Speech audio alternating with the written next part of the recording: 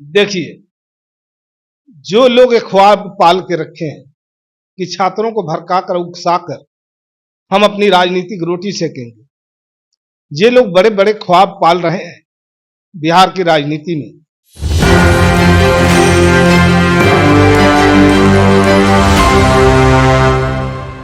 नमस्कार, मेरा नाम सब देखें एक न्यूज 24।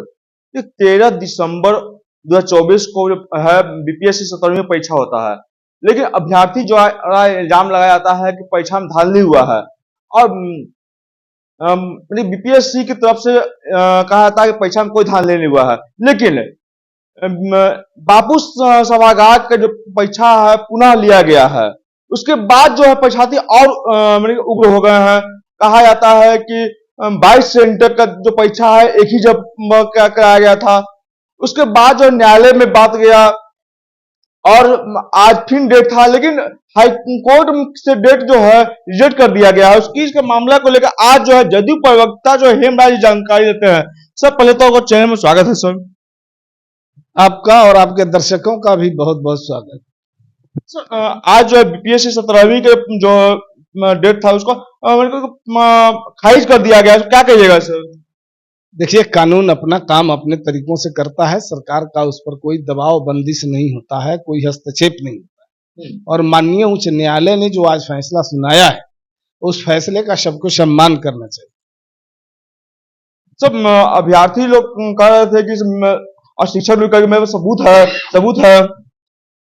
अरे, ये लोग तो बड़ी लंबी चौड़ी डींगे हाँक रहे थे। जिन लोगों ने छात्रों को भड़काने का काम किया, गुमराह करने का काम किया, वैसे लोग तो कह रहे थे कि बड़े बड़े सबूत पेश करेंगे।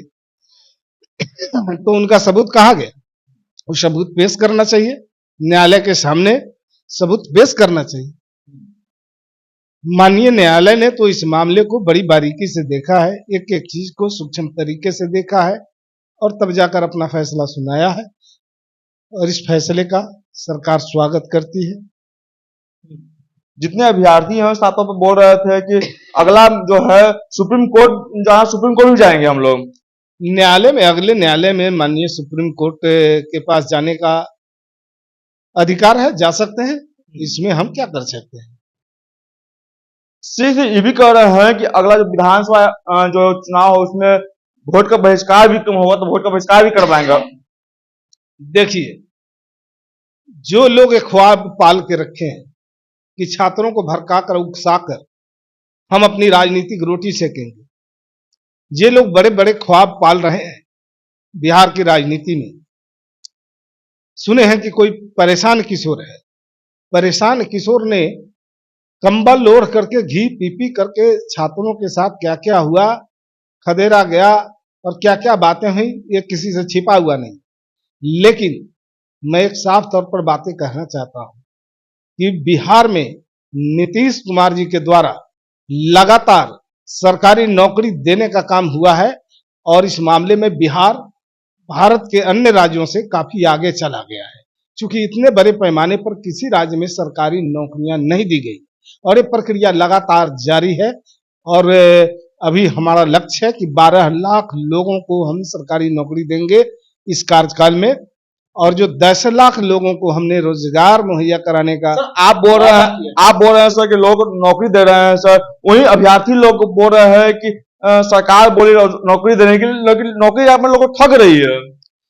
अरे, इतने बड़े पैमाने पर जो लोग इस बहाली का फायदा उठाए हैं, इतनी बड़ी संख्या में जो बहालियां हुई है, जो जिन लोगों का इसमें स्थान आया है, जो लोग बहाल हुए हैं, उन लोगों से जाकर जरा इंटरव्यू लेके पूछिए कि उन लोगों ने कभी नौकरी के बदले किसी को जमीन लिखने का काम किया है। बिल्कुल पारदर्शी तरीके से ईमानदारी पूर्वक बहाली की प्रक्रिया हुई है। किसी को 1 रुपया चवन्नी देने का कहीं मौका नहीं मिला। ये पिछली सरकार में होता था कि नौकरी के बदले जमीन लिया जाता था। आज गरीब का बेटा बेटी भी बड़े बड़े पदों पर पदस्थापित हो रहे हैं। आप सुन रहे थे जदयू प्रवक्ता हेमराज जी को, इस सारे प्रश्न के जवाब दिए। तमाम खबर देखने के लिए एक न्यूज 24 से बना रहे। धन्यवाद।